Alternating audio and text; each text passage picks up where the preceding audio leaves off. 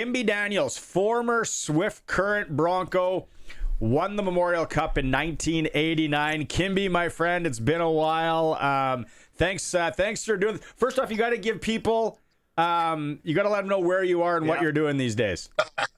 Well, right now I'm somewhere in Alaska, pulled off the road. I did a little bit of misplanning. I was thought I was going to be home for this call, but I ended up buying something off Facebook Marketplace, so I had to drive hour and a half each way to pick it up. So I just picked it up, and now I'm back on one of the main highways. So at least I'm somewhat part of civilization. Because you live in Alaska now, live and work, and your family's all up there.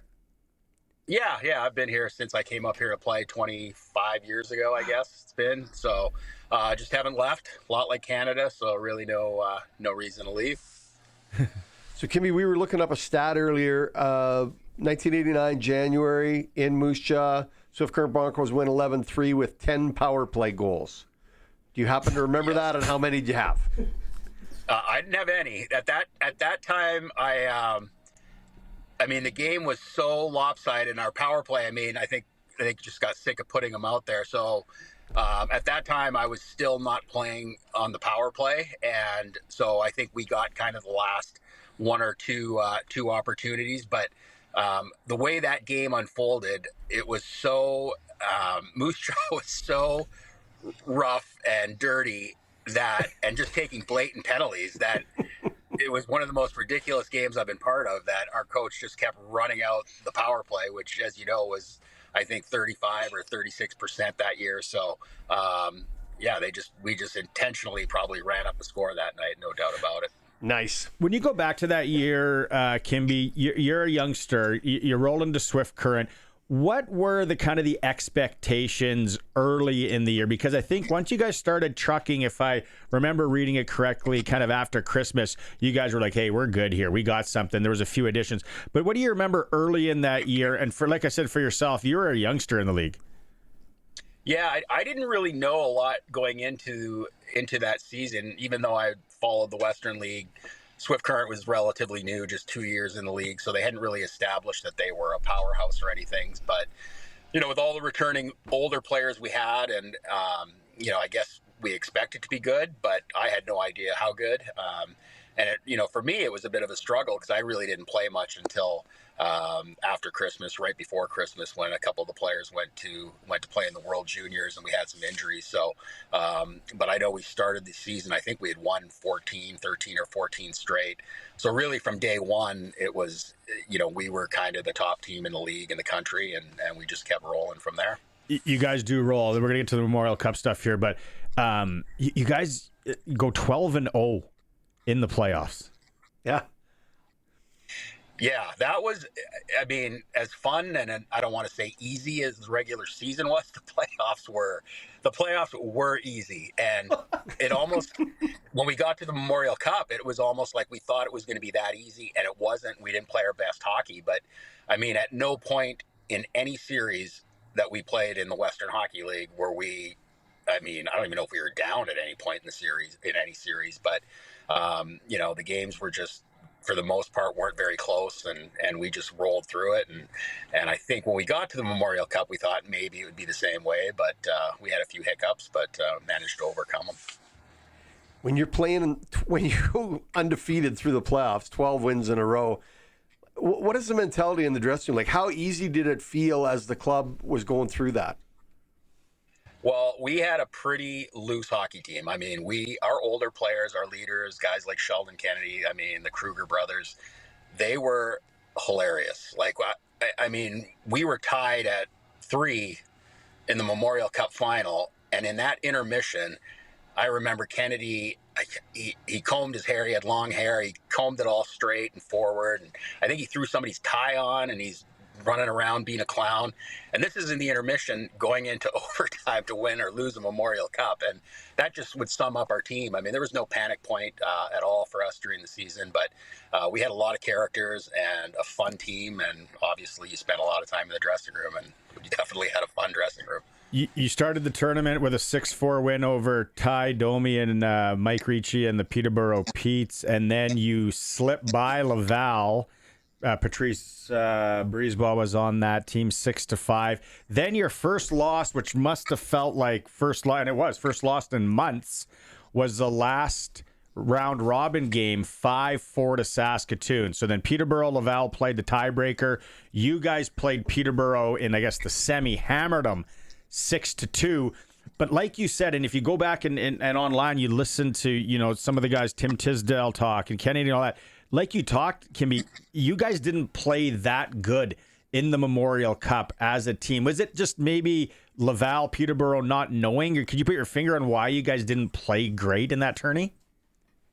Not really.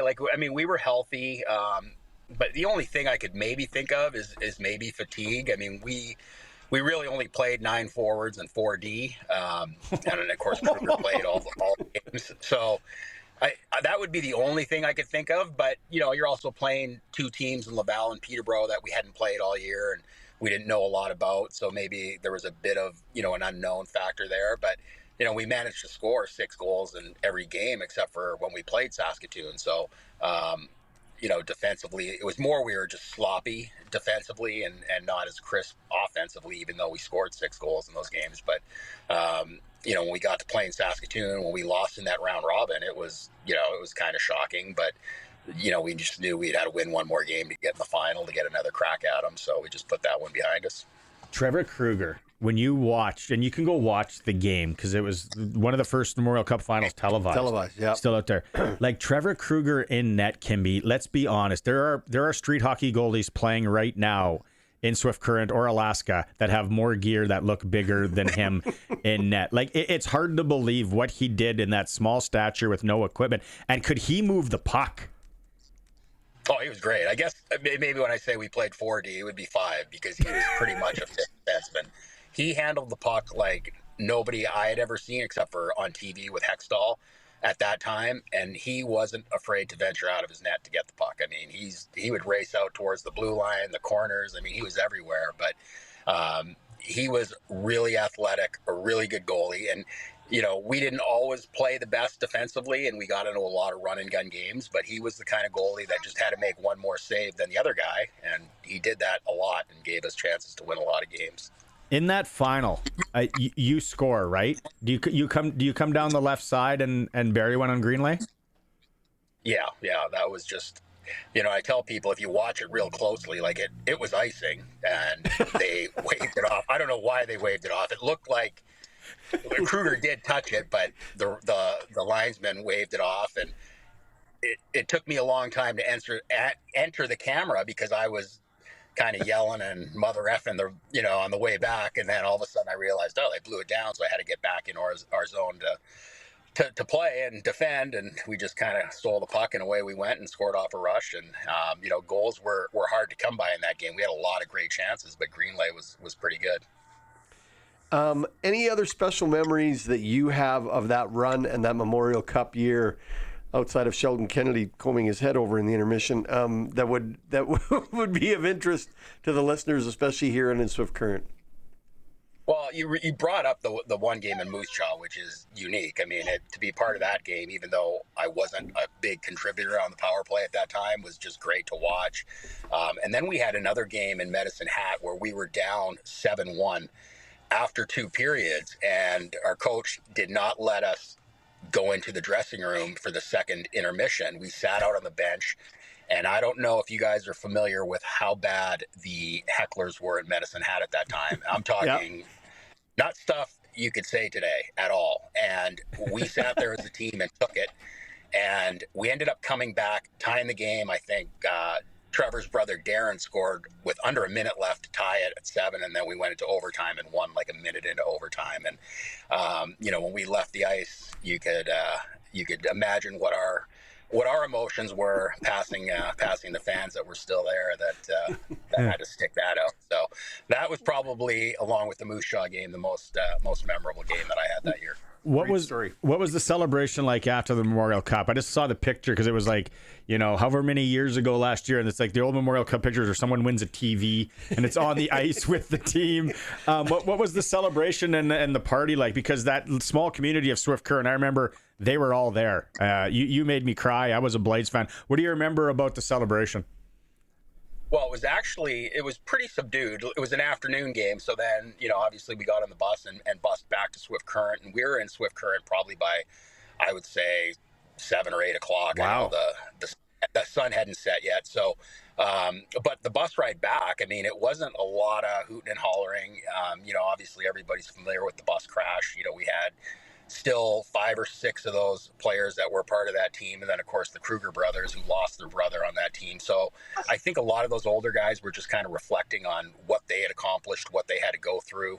And that kind of ran through the whole team. So the party didn't really start until that night when we got to the bar. I think it was called Thumpers at the time. I can't remember. But yeah, it definitely went. That first night, it went all night. I don't think I came home back to my billets probably till like 8 or 9 in the morning. So.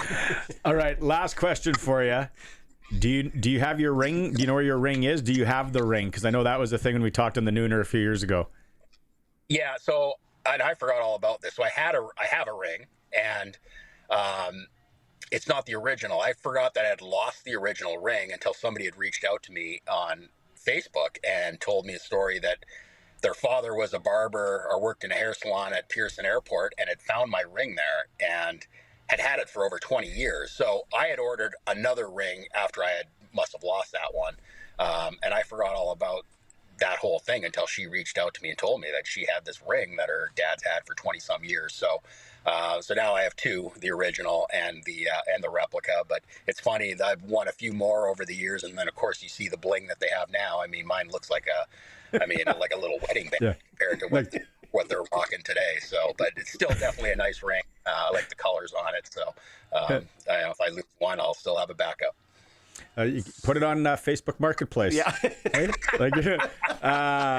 Kimby, it's always a pleasure to catch up with you, man. You're one of my favorites back in the day, and thanks for making some time today and reflecting and going through this.